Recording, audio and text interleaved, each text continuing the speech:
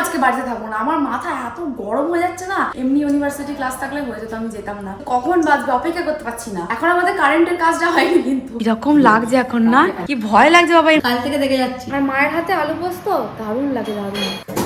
পরীক্ষায় কি লিখে আসবে জানি না। ছোটা ভীম ভীম ভীম।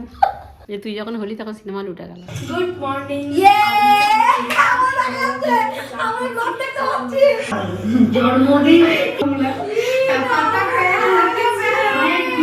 ভালোই হতো কিন্তু বল, একদিন করবো মুনি। সব থেকে মূল্যবান জিনিস আছে, এই যে একটা অদ্ভুত আনন্দ, অদ্ভুত অনুভূতি, সে বলে প্রকাশ করা যাবে না। মা বলছে আজকে কি টিভি লাগাতে আসবে, টিভি সেট আপে ঘরের মধ্যে, তার আনন্দে দুধ চা করেছো? হ্যাঁ, তার আনন্দ করেছি। আর মেঘলা মেঘলা ঠান্ডা ঠান্ডা রয়েছে না, দুধ চা ঠান্ডা ঠান্ডা করলে মেঘলা মেঘলা, আমার রোদ উঠে গেছে, মেঘলা মেঘলা, একটু আবহাওয়াটা ঠান্ডা ঠান্ডা আছে, জলটা ঠান্ডাটা আছে, এবার ওতে রস চা খেতে ইচ্ছা করে না। ঠিকই করেছো। আর এই যে বাদাম বিস্কুটটা এর মধ্যে মা রেখেছে। আর আজকে আমাদের টিভিটা লাগাতে আসবে, কিন্তু দুর্ভাগ্যের বিষয় আমি আজকে বাড়িতে থাকবো না। আমার মাথা এত গরম হয়ে যাচ্ছে না, কি বলবো।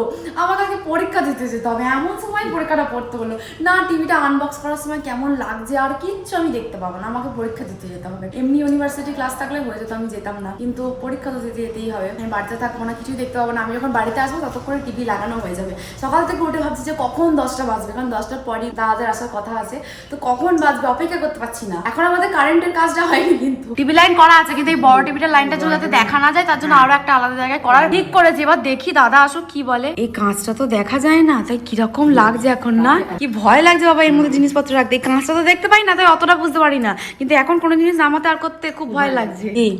ফিলিংস কেমন আজকে টিভি লাগানো হবে? ঘুম থেকে উঠে চোখে মুখে জল দিয়ে বাথরুম গিয়ে ফ্রেশ হয়ে মাঝে ঘরে দেখতে গেছি ঘরটা কেমন লাগছে। কাল থেকে দেখে যাচ্ছি, তো মনে হচ্ছে ঘরটা কেমন লাগছে, ঘরটা কেমন লাগছে, পুরো লুকটা চেঞ্জ হয়ে গেছে। আমার মা বলছে সব পাতা চাপা কপাল, মনে হয় ঝড় হয়েছে, পাতা উড়ে গেছে, সেজে গেছে দেওয়াল। মা এখন এখানে পোস্ত করছে, একটু তাড়াতাড়ি করছে পোস্তটা, আমাকে দেবে বলে। আমার স্নান হয়ে গেছে, এবার আমি ভাত খাবো। ভাত খেয়ে ইউনিভার্সিটির জন্য তো বেরিয়ে যাবো, সেই জন্য মা আমাকে ভাত আর আলু ভাত আর ঘি দিয়েছে, বলছে একটুখানি দাঁড়া, তাহলে পোস্তটা হয়ে গেলে তোকে দেবো। কিন্তু আমার টাইমও হয়ে গেছে, দাঁড়াবারও সময় নেই। আর আজকে আমি পরীক্ষা দিতে যাওয়ার আগে সকালে খেয়ে যাচ্ছি গরম ভাত, ঘি আর আলু ভাতে। আর আমার মায়ের ওইদিকে পোস্ত হয়েই গেছে, ফুটছে। মা বলে তুই খেতে শুরু কর, আমি তোকে পোস্তটা এনে দিচ্ছি। মা এখানে পোস্ত কিনে আমাকে দিচ্ছে। পোস্ত হয়ে গেল তাহলে? মা বলছে আমি তাড়াতাড়ি করে পোস্ত দিচ্ছি যাতে তুই খেয়ে যেতে পারিস। আর পোস্তটা কি সুন্দর করেছে, এরকম ধরনের পোস্ত খেতে এত ভালো লাগে। আর মায়ের হাতে আলু পোস্ত দারুণ লাগে, দারুণ।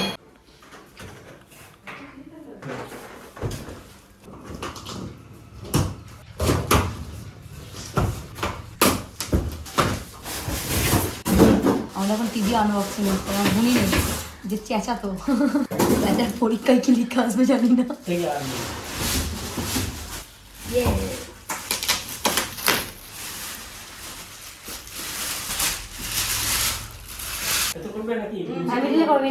এখন মাপ যোগ হচ্ছে, কোথায় বসানো হবে, কত বড় বড়। আবার এখন মনে হচ্ছে দোকানে যা দেখে এসলাম তার থেকেও বড়। আমি তো মজা আছে না, এখন চুলা আসবেনি। আপনার সিনেমা দেখতে হবে,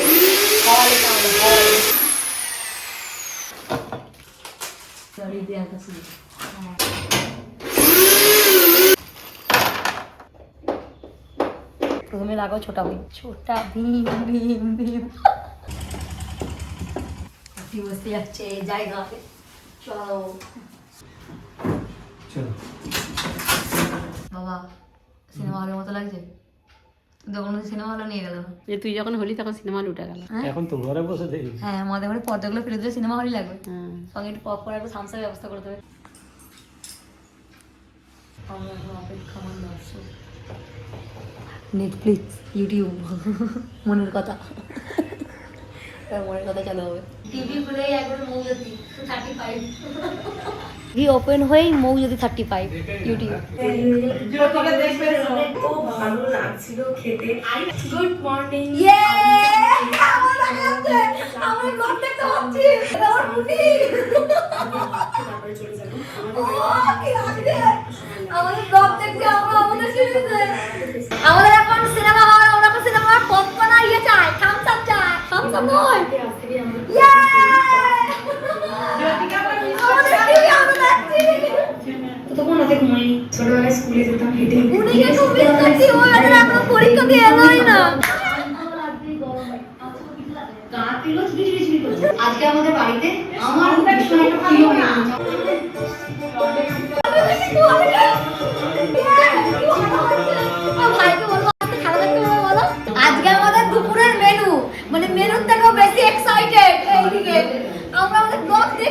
দেখি আজকে মাকে বলছি মা আজকে ডাইনিংয়ে খাবো না, আজকে ঘরে খাবো। দিয়ে বসেছি সাদা ভাত, আলু পোস্ত, কুমড়ো ভাজা আর টমেটোর চাটনি, আর ওইদিকে আমের চাটনি দুটোই আছে। আর টমেটো এটা মাখা, এটার মধ্যে কোনো চিনি দেওয়া নেই।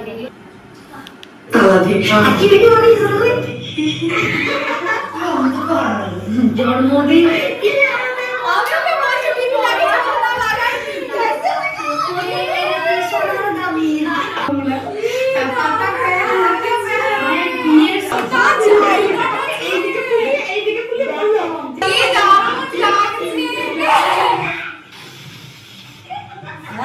আর বুড়ি এখন মুড়ি খাচ্ছে। আর এইদিকে ছোটা ভীম দেখছে, ছোটা ভীম। আমাদের একটা বিরাট স্বপ্ন ছিল যে ছোটা ভীম দেখবো আমরা বলে কালিয়া লাড্ডু নিয়ে যাচ্ছে রে। দিদি এখন খাচ্ছে লাচ্ছা।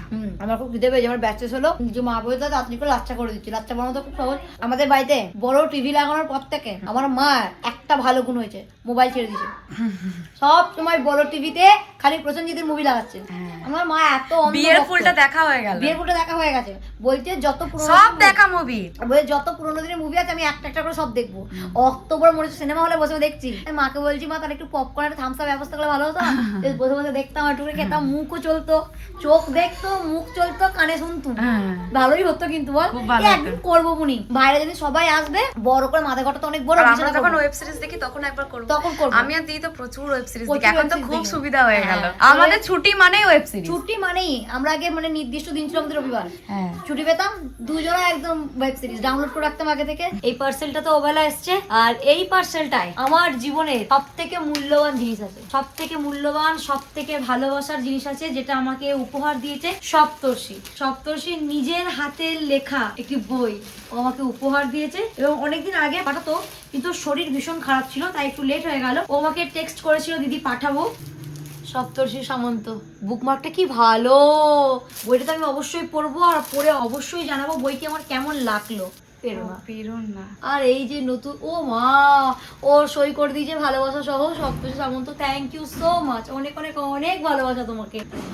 এই যে নতুন বইয়ের একটা গন্ধ, এই যেন সমস্ত সৌরভকেও হার মানিয়ে দেয়। আগে যখন স্কুলে বই দিত, নতুন বই পেতাম, ছোট থেকে আমার বইয়ের স্মেল নিতে খুব ভালো লাগে, গন্ধ, বইয়ের গন্ধে না আমি একটা অদ্ভুত অনুভূতি পাই। পড়ি আর না পড়ি, স্কুলের বই পড়তে খুব একটা ভালো লাগে না, ভালোবাসে না, গল্পের বই পড়তে আমি খুব ভালোবাসি। তো বইগুলো পেয়ে না আমি আগে এরকম করে আগে গন্ধটা ভেতর থেকে একদম মানে পুরো ভেতরে গন্ধটা নিয়ে নেবো, এরকম আমার অবস্থা হতো। তো আমি এখনো যে কোনো বই এলে আগে বইয়ের গন্ধটা নিই। এই যে একটা অদ্ভুত আনন্দ, অদ্ভুত অনুভূতি, সে বলে প্রকাশ করা যাবে না। তো থ্যাংক ইউ সো মাচ, অনেক অনেক অনেক ভালোবাসা সপ্তর্ষি তোকে, আমাকে এত সুন্দর একটা বই উপহার দেওয়ার জন্য। গল্প বই পড়তে পড়তে ঘুমিয়ে গেছিলাম, দিদি আমার ঘুমিয়ে লাগছে, দিদি মুড়ি মাখিয়ে দিয়ে যায়, উঠে দেখছি মা এই মুড়িটা মাখাচ্ছে, আর আমাকে আধ ঘন্টা আগে রেখে দেয়। আমি ভাত খাচ্ছি, আমি মুড়ি খাচ্ছি, বাবা ভাত খাচ্ছে, আমি ভাত খেতাম না, মা বলছে একটুখানি ভাত আছে খেয়ে। আর মা ভাতে মুড়িটা খাচ্ছে। আর জীবনে মা গামলা ক্রমা তো থালা নেই, ওই যে গামলা থালা থালা থাকছে গামলা কেন? থেকে ঢাললাম গামলা।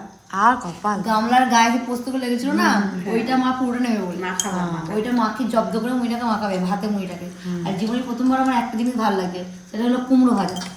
আমি জীবনে খাই না, মা ওবেলা ভেজেছে দিয়েছিল, আমার এত ভালো লেগেছে, এবারে যেন আরো ভালো লাগে, অমৃত লাগছে। হ্যাঁ, মা মুড়ি মাখা একটা খেয়ে নিয়েছি আমি, এত ভালো লাগে, কিন্তু আমি কোনদিন খাই না, কিন্তু কুমড়োটা বেশ মিষ্টি আছে। আর এদিকে ছাদ তুমি খেয়েছি। দেখা